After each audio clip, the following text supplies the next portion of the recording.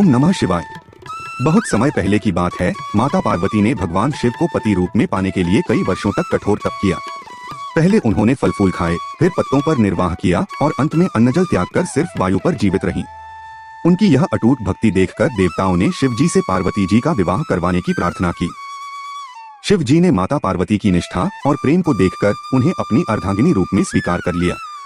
यही पावन दिन सावन शुक्ल तृतीया था, जिसे आज हरियाली तीज के रूप में मनाया जाता है।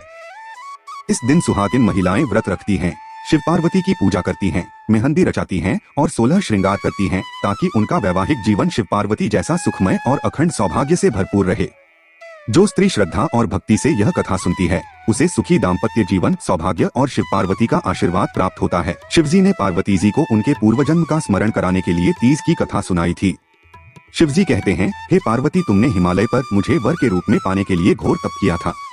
अन्न जल त्यागा, पत्ते खाए, सर्दी गर्मी बरसात में कष्ट सहे। तुम्हारे पिता दुखी थे।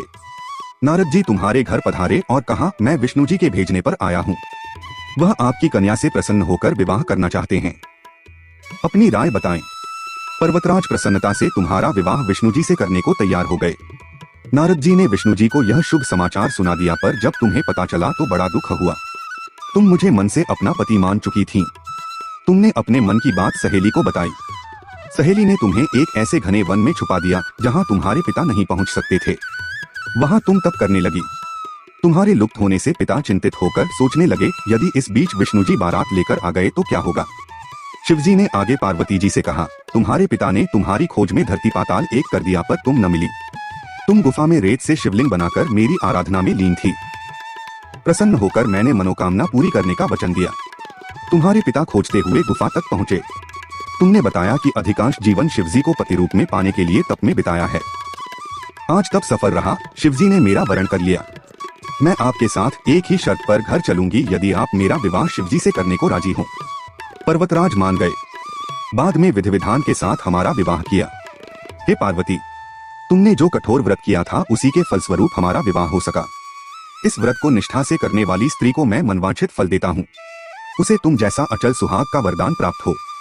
मनचाहे वर के लिए करें हरियाली तीज का व्रत। सावन महीने के शुक्ल पक्ष की तृतीया तिथि को कहीं कजली तीज तो कहीं हरियाली तीज के नाम से जाना जाता है। भविष्य पुराण में देवी पार्वती बताती हैं कि तृतीया तिथि का व्रत उन्होंने बनाया है, जिससे स्त्रियों को सुहाग और सौभाग्य की प्राप्ति होती है।